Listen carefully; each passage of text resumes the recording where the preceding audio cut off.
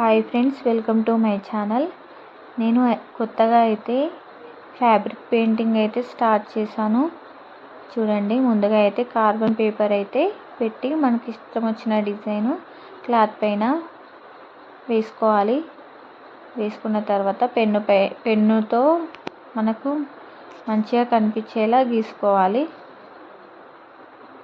గీసుకున్న తర్వాత నేను చిన్న సైజు రింగ్ అయితే వాడుతున్నాను. ఎల్లో కలర్ అయితే ఆ ఫ్లవర్ చుట్టూ అయితే ఒక కోటింగ్ అయితే పెయింట్ చేద్దామని అనుకుంటున్నా.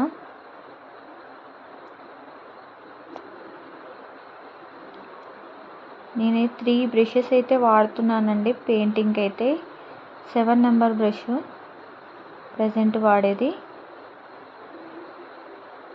తర్వాత మనం ఫ్లవర్కి మార్జిన్ సైడ్ నుంచి గీసుకోవడానికి అయితే 0 నెంబర్ బ్రష్ అయితే వాడతాను.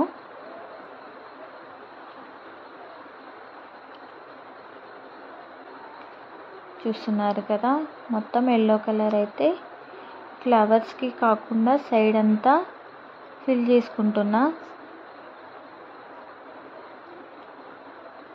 వైట్ కలర్ది కాటన్ క్లాత్ అయితే వాడుతున్నాను. ఇది ప్రాక్టీస్ కోసమని సపరేట్ అయితే తీసుకొని దీనికి యూజ్ చేస్తున్నాను. ముందుగా స్టార్ట్ చేసే వాళ్ళైతే చిన్న చిన్న ఫ్లవర్స్, లోటస్ ఫ్లవర్స్ అట్లా వేసుకొని ప్రాక్టీస్ చేయాలి. నేను కూడా అదే విధంగానే ప్రాక్టీస్ చేస్తున్నాను.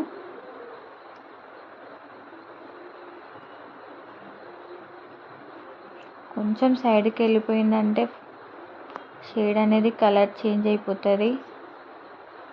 కొంచెం నిదానంగా సైడ్కి వెళ్ళకుండా పెయింట్ అనేది వేయాలి. లోటస్కి అయితే ముందైతే వైట్ కలర్ అయితే వేసిన. చూస్తున్నారు కదా, ఈ వైట్ వేసిన తర్వాత పింక్ పైనుంచి వేసుకుంటే బాగా అనిపిస్తుంది. మన ఇష్టం. వైట్ వేస్తే ఏంటి అంటే పెయింట్ అనేది పైనుంచి ఈజీగా మూవ్ అవుతుంది, వేసుకోవడానికి కూడా ఈజీగా ఉంటుంది. ఈజీగా బ్రష్ అనేది తిరుగుతుంది వైట్ కోటింగ్ ఫస్ట్ ఇచ్చిన తర్వాత.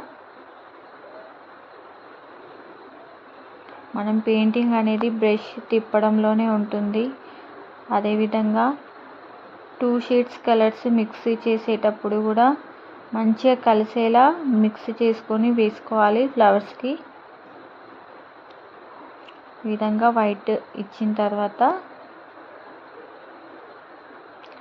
పింక్ కలర్ అయితే లోటస్కి అయితే వేసుకున్నాను. అదేవిధంగా లిప్స్కి కూడా వైట్ పెయింట్ వేసిన తర్వాత గ్రీన్ అనేది పైనుంచి వేసుకున్నా. 2 షేడ్స్ కనిపించేటట్టు వేసుకున్నాను.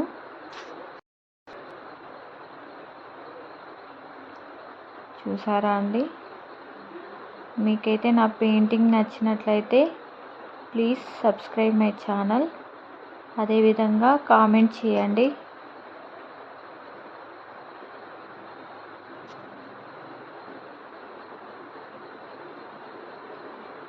పెయింటింగ్ ఎలా ఉందో కామెంట్ చేయండి.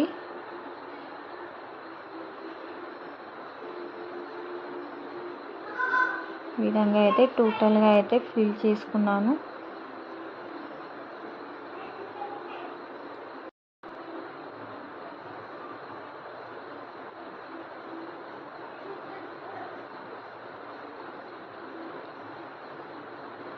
మార్జిన్ అయితే రెడ్ కలర్తో 0 నెంబర్ బ్రష్ యూజ్ చేసి గీసుకుంటున్నాను. మార్జిన్ ఇచ్చుకుంటే ఫ్లవర్ అనేది నీట్గా ఉంటుంది.